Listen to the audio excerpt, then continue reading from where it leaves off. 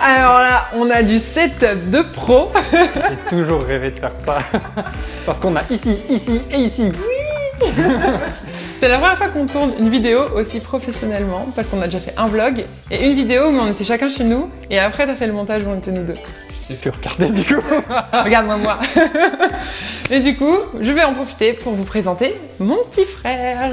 Enchanté. Donc Guillaume a fait déjà beaucoup de vidéos, beaucoup d'expériences, d'expérimentation avec la vidéo et la photo, un petit peu comme moi je fais avec l'illustration et avec aussi les différents formats Instagram, YouTube.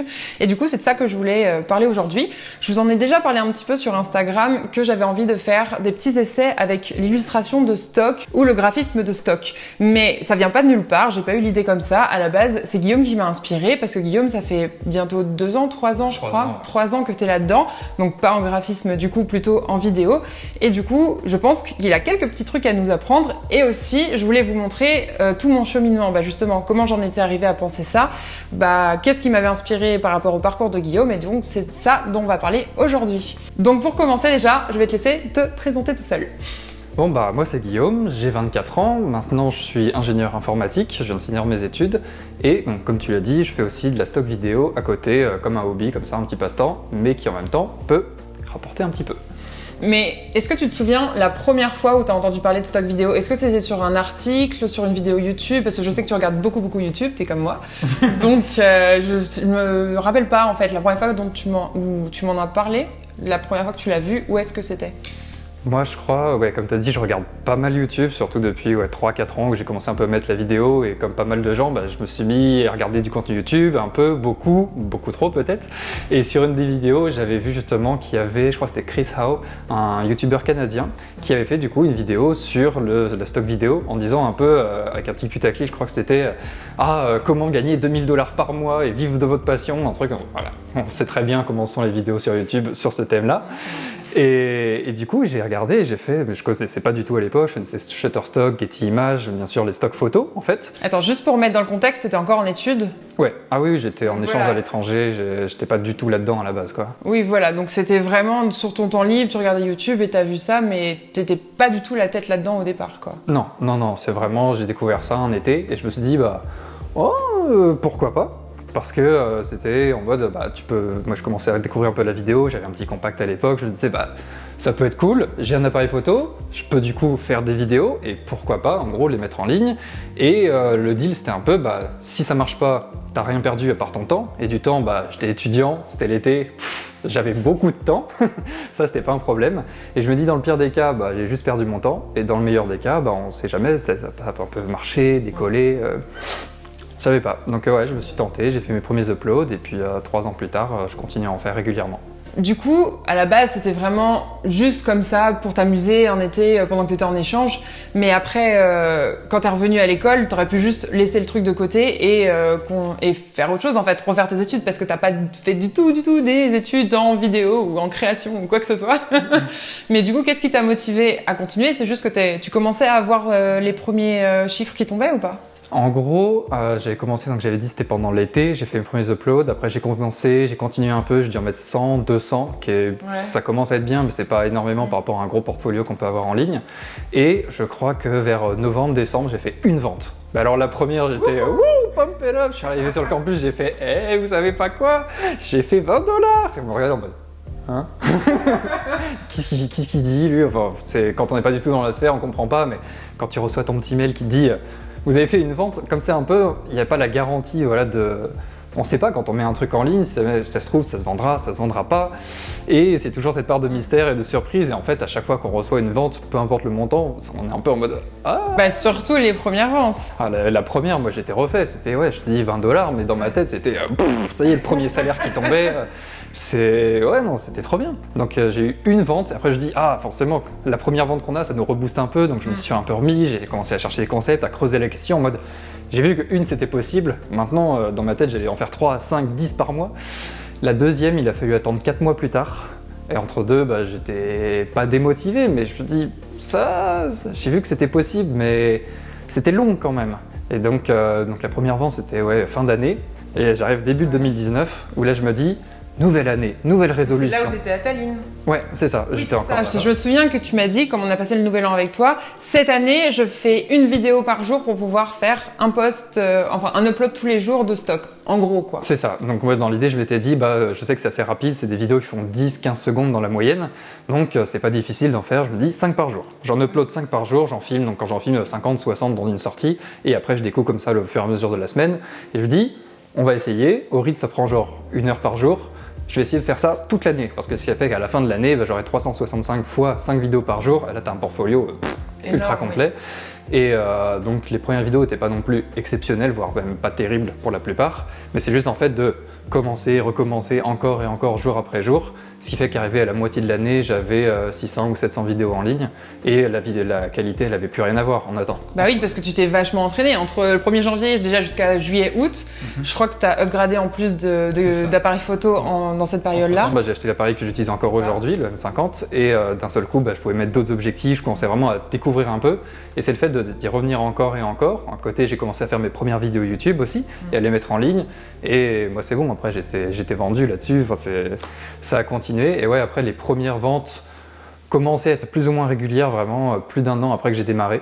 Et là, ça continue à peu près, il y a une moyenne, je crois que je touche à peu près $100 par mois, c'est pas négligeable, moi je suis super content, c'est une super moyenne, et surtout que même ça fluctue, les ventes c'est toujours un peu le hasard. Tu vois, peut-être il y a des mois je vais faire quasiment rien, et le mois d'après ça explose parce que des gens ont eu besoin d'avoir les vidéos que je proposais, ce qui fait que, ouais non, ça... Une moyenne grossière. Parce qu'aujourd'hui, tu as combien de vidéos uploadées sur ta plateforme? Là, j'en ai plus de 1000. J'ai passé le cap des 1000 il y a quelques mois. Depuis, j'ai pas fait grand chose, donc genre 1050, 1060. Donc c'est ça, tu fais 1 à 2 ventes par mois, allez 5 pour les bons mois, pour 1000 vidéos. C'est ça, à peu près. Donc c'est pour dire que vraiment, c'est 95% de mon portfolio actuellement ne sert à rien. Enfin, c'est pas qu'il sert à rien, mais si ça se trouve, il sera jamais vendu. Si ça se trouve, dans le lot, il y en a une par-ci, une par-là qui va tomber. Et c'est surtout ce que je vois avec l'expérience, c'est qu'il y a toujours des surprises. Ça veut dire que, même ce mois-ci, je crois que j'ai dû faire une vente d'une vidéo, mais des premiers jours, un truc tout claqué, genre j'avais filmé le trottoir un peu avec de l'herbe qui sort du trottoir. Et des voitures qui passent dans le flou derrière, et dans ma tête, oh j'ai un vrai directeur de film. Exactement, j'étais un artiste. Et après coup, quand je regarde le truc, je fais, c'est pas terrible, quoi. Moi, j'achèterais jamais un truc comme ça. Il se trouve que quelqu'un n'a pas pensé pareil, en a eu besoin, l'a acheté, et tching tching. Il faut savoir aussi, c'est ce que je vous expliquerai correctement dans la prochaine vidéo, c'est que entre le stock d'illustration et graphisme et le stock vidéo photo, c'est pas les mêmes prix du tout pour chaque image, chaque objet, et du coup forcément toi en une vidéo tu touches entre le plus petit, j'ai vu que c'était $1 et quelques. Ça c'est la même chose que moi avec les illustrations. Par exemple, tu prends un abonnement au mois, donc tu payes un tarif fixe et après tu as un nombre de téléchargements illimité. Voilà. Ce qui fait qu'après, depuis qu'il y a ce genre d'offre, on ne sait plus vraiment trop comment ça marche la rémunération. Ça veut dire qu'à chaque vente, c'est vraiment au hasard. Tu tournes une roulette et tu tournes, tiens, là ce sera $2, tiens, là ce sera 97, et c'est part dans tous les sens. Et ça dépend de plein de facteurs que je ne saurais même pas trop expliquer moi. Enfin, on a des idées, mais les agences sont assez opaques là-dessus. Ce qui fait qu'on touche de l'argent, mais après la vidéo, comme tu dis, c'est un marché, c'est pas que c'est niche, mais c'est assez différent, parce que comme on ne fait pas dans le volume, c'est-à-dire que je fais 2 à 5 ventes par mois en moyenne. Et par contre, voilà, 2 à 5 ventes, ça peut m'arriver à une moyenne de $100. Que toi en illustration ou même en photo, c'est pas du tout pareil, il faut vraiment compter sur le volume, parce que c'est pas en une seule vente que d'un seul coup tu vas te faire des 1000 et des 100. Oui. Par contre, si tu as une illustration qui est beaucoup plus, une photo qui est beaucoup plus partagée, qui est beaucoup plus achetée du coup, et que tu la vends 10-15 fois dans le mois, tu peux arriver du coup à rattraper. Moi c'est surtout ça en fait qui m'a changé un petit peu ma mentalité sur le stock vidéo, enfin le stock tout court même, de toute façon, parce que c'est vrai que quand je demande à mes copines d'école, du coup on est toutes DA graphistes, qu'est-ce que vous pensez du stock? Tout le monde me dit « Ah mais le stock c'est la ruine, tu passes 3 heures à faire un truc et au final ça te revient pour $1,50 ». Bah oui, mais c'est pas comme ça qu'il faut compter. Et je crois que toi c'est ça où tu as réussi justement à bouger un petit peu ta mentalité en disant en fait le stock c'est pas fait pour être vendu une fois, c'est fait pour être vendu 1000 fois. Et plus il y en a, plus il y a du choix et plus forcément j'ai l'occasion de faire des ventes. Et il faut savoir après aussi adapter ses produits. Bon, en vidéo, c'est pas du tout la même chose qu'en illustration.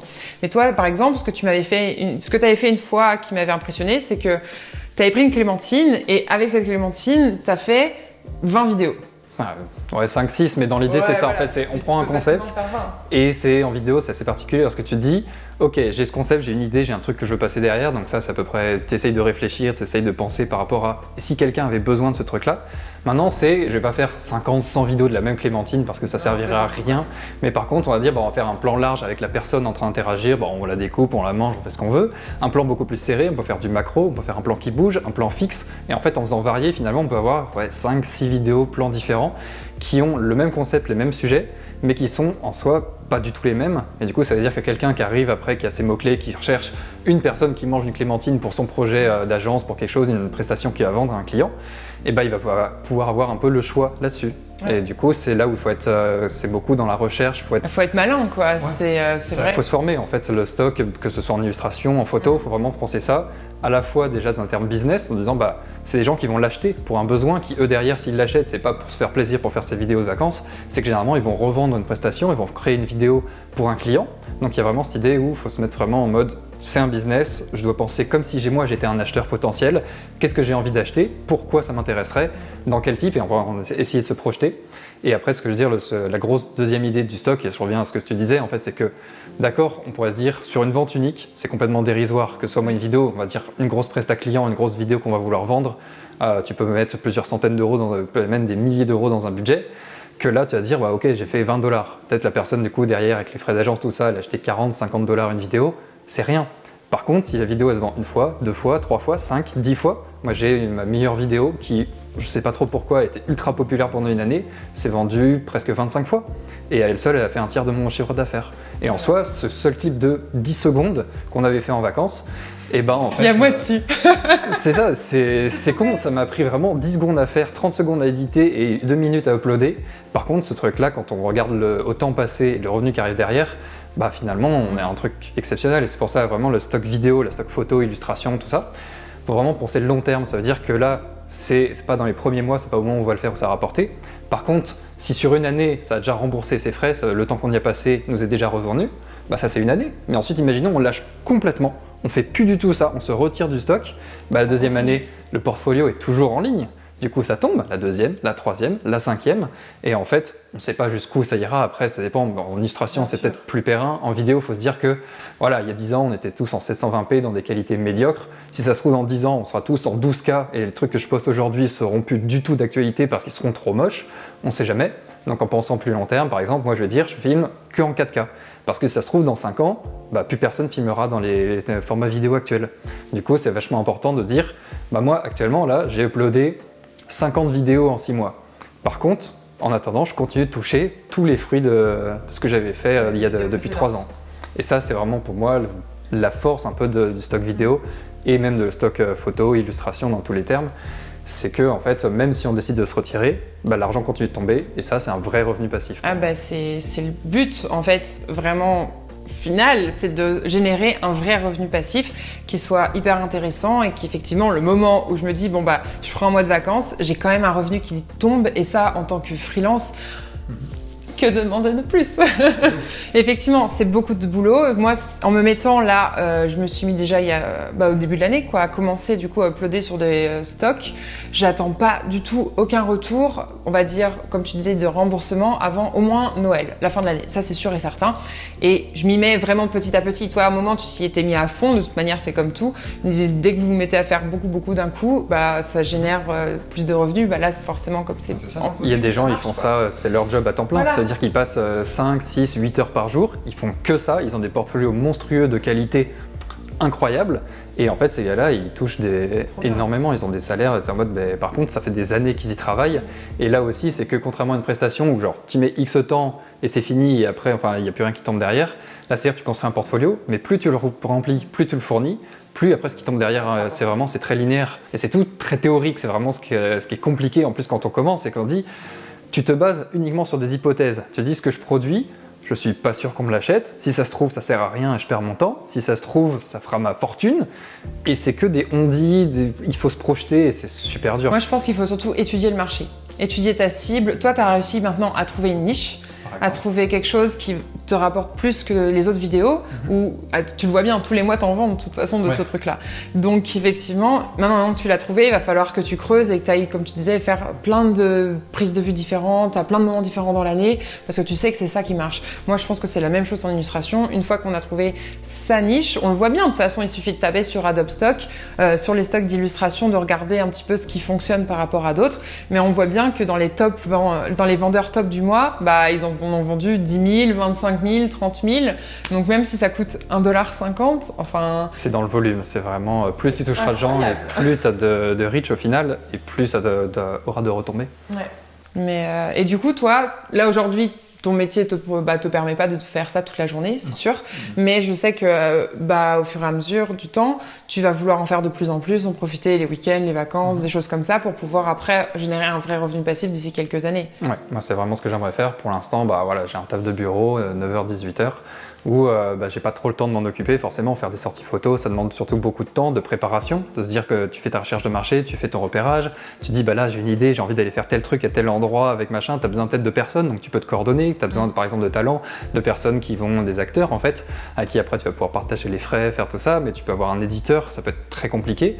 Mais moi, tu peux en faire une boîte vraiment en part entière, avec que du stock. Il y a des entreprises qui font que ça. Ouais. Et non, moi après ce que je fais, c'est par exemple je dis le week-end, si je peux me faire genre une grosse sortie, par exemple là je suis dans Paris, je veux dire je vais aller dans plein d'endroits différents, je vais faire mes trucs, je fais mon repérage, pendant la semaine j'ai tout le temps de m'organiser.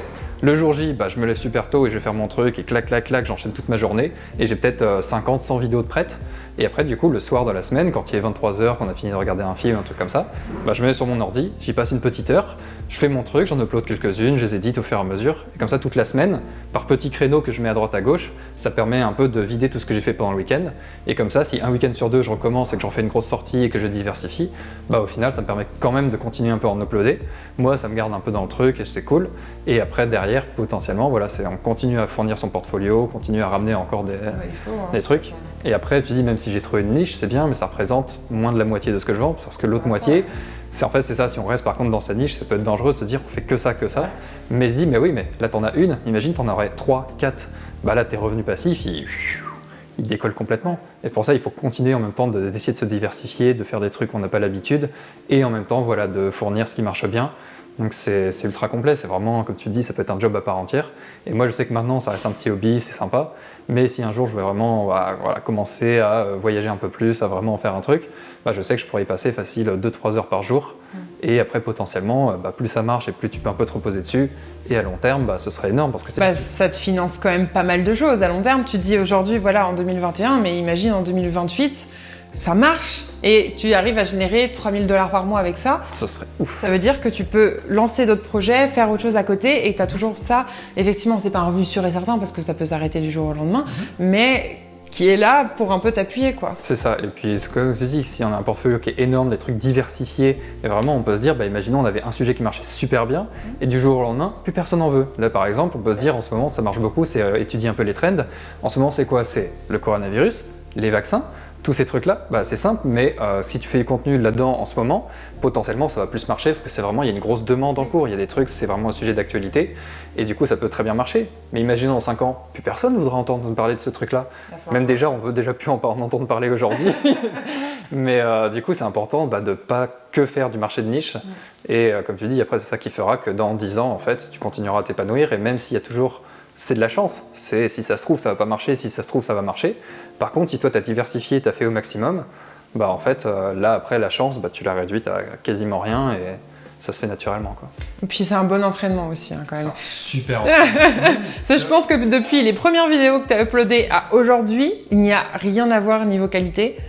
Et je pourrais mettre des extraits si tu veux, des trucs, mais c'est vraiment les premières, j'ai limite honte, quoi. C'est comme quand on voit ses premières vidéos sur YouTube ou ses premières photos. C'est ça, C'est comme ce que je disais dans une autre vidéo sur Instagram, c'est un super moyen de s'entraîner parce que on se force à poster plus souvent et du coup on s'entraîne. Le stock, ça peut être un moyen de justement, que ce soit en illustration, photo ou quoi que ce soit, de s'entraîner et de faire peut-être de l'argent avec son entraînement. C'est ça, et surtout ça prend pas beaucoup de temps. C'est vraiment, si je peux dire, même toi l'illustration, tu fais une illustration par jour. Même des petits trucs, pas besoin que ce soit des gros trucs complexes comme ce que tu peux mettre sur Instagram, mais voilà, un petit truc, des objets, des machins, ce que tu veux. Et après, Tu te dis c'est un peu chaque jour. Par contre, au fur et à mesure, voilà, tu t'améliores, même après parce que quand tu dois uploader, tu dois aussi penser à tout ce qui est un peu la dimension marketing finalement. Bien sûr. Tu te dis parce que c'est ça que j'adore, c'est que tu bosses finalement les vidéos, les éléments que tu fais, tu n'as pas de client. Déjà c'est super bien, mais en fait il faut s'imaginer d'avoir un client. Oui. Et tu bosses à la fois pour toi, tu fais ce qui te plaît, mais il faut arriver, comme je disais encore, à se projeter et se dire, là par contre j'ai ce truc là, maintenant comment je peux lui donner le maximum de visibilité, qui soit le plus pertinent, parce qu'on peut avoir le meilleur contenu du monde, si on ne sait pas le mettre en avant et quand les personnes ne peuvent pas le trouver, c'est un peu la règle pour beaucoup de choses dans le monde créatif, mais là encore plus, vraiment le revenu que ça pourra générer est directement lié à la façon dont on va vraiment l'apporter, dans la description, dans les mots-clés. C'est vachement important. Oui, c'est ce que j'allais te demander. S'il y a quelqu'un qui te dit, aujourd'hui, moi, je veux commencer à mettre, que ce soit, photo, vidéo, illustration, n'importe quoi sur du stock, c'est quoi les petits trucs à savoir vraiment hyper importants quand je vais uploader mon contenu à mettre sur la plateforme? Ok, vraiment pour moi, le plus important de tous, c'est vraiment, une fois qu'on a fait de toute façon sa recherche, son thème, qu'on voit un peu, on sait à peu près ce qu'on va filmer. Ça c'est la première étape, mais ça vient avec le temps, c'est vraiment plus la créativité de ce côté-là. Pour moi, vraiment le tips quand tu commences, c'est de ne pas commencer en disant, par contre, les mots-clés, la description, tu mets un peu des trucs bateaux, tu te dis, de toute façon c'est la qualité visuelle de ce que je vais faire qui va compter. Fais ouais, la qualité visuelle, si on tombe dessus, on peut être sous le charme et dire, c'est génial, je veux ça. Par contre, comment on fait quand tu es dans la 873e page? Ça sert à rien. Alors que si tu as un truc plutôt ok, voire médiocre, mais que tu es sur la première page des résultats, là forcément, je pense que c'est comme ça que j'ai réussi à vendre des trucs qui étaient mais nuls. Et pourtant, quelqu'un les a trouvés, les a vus et les a achetés. C'est que quelque part, il y a un travail vraiment de... Donc c'est ça mon conseil, c'est vraiment déjà de se former, de chercher. Il y a quelques vidéos YouTube, mais pas beaucoup sur le thème. Je sais qu'il peut y avoir même, il y a 1 ou 2 cours en ligne sur Skillshare par exemple, avec des personnes qui t'apprennent à faire les mots-clés, les métadonnées, comme on dit, les keywords. Donc tous ces éléments-là, bosse au début, parce qu'en plus, comme tu dis, dans cet entraînement qui peut potentiellement payer, oui, mais à condition que, au moins ce truc-là, c'est vraiment l'élément clé qui va faire que ça va fonctionner, que les gens vont trouver. La description de l'illustration et les mots-clés. Les mots-clés, c'est vraiment... Après, les deux sont liés, c'est des suppositions encore. Personne ne sait, chaque agence et chaque site de vente de stock a un peu ses petites règles spécifiques, mais dans l'idée, c'est tous à peu près sur les mêmes fondements. Moi, de ce que j'ai vu, il y a quelques plateformes qui vous aident sur les mots-clés, il y en a qui aident pas du tout. Je sais que Shutterstock, ils font des générations de mots-clés automatiques où ils aident du coup en montrant des exemples à chaque mot-clé de à quoi ça peut correspondre comme style d'image, tout ça, donc c'est vachement bien. Toi, sur le site qui regroupe tout, t'as pas de suggestion de mots-clés, mais après c'est quelque chose que de toute façon, je pense, même si vous regardez d'autres contenus qui ressemblent aux vôtres au niveau de l'illustration ou de la photo ou quoi que ce soit, vous allez tout de suite voir des mots-clés. Donc ça, faut pas hésiter à les marquer sur un dossier à côté pour pouvoir les remettre après dedans. De toute façon, je crois qu'on a le droit jusqu'à 50 mots-clés, un truc comme ça. À peu près, moi c'est une cinquantaine pour Shutterstock par exemple. Donc c'est ça, après vraiment, ça renseigne un peu sur chaque agence, c'est vraiment spécifique. Mais comme je dis, après, il y a vraiment des grosses généralités. Et non, bûcher ça vraiment sérieusement dès le début, c'est chiant en fait. Quand on veut juste, tu veux dessiner, je veux juste filmer, on n'en a rien à faire des mots-clés. Par contre, c'est ça qui fera toute la différence. Ouais, trop cool. Voilà, je pense qu'on a fait à peu près le tour. Moi, en tout cas, je pense que tu as donné pas mal d'informations. De toute manière, je ferai une autre vidéo avec le stock illustration plus précisément pour vous donner un petit peu des conseils et ce que j'ai déjà fait jusque-là. Mais en tout cas, maintenant, je pense que vous comprenez mon point de vue sur le stock. Vous voyez un petit peu d'où je tiens mon inspiration. Hein, merci Guillaume. Et en tout cas, après, si vous avez d'autres questions pour Guillaume, vous n'hésitez pas, je vais vous mettre dans la description juste en dessous son Instagram et sa chaîne YouTube. Bon, tu mets pas trop de trucs sur YouTube en ce moment, mais sur Instagram en tout cas. Ouais, je pourrais répondre. Ouais, il n'y a pas de souci, donc vous pouvez aller le contacter directement là si vous avez des questions sur le stock vidéo et photo. Voilà, merci beaucoup, merci Guillaume. De rien. Ça m'a fait plaisir de t'avoir dans une de mes vidéos. C'est toujours un vrai plaisir. Et on se dit à la prochaine. Salut.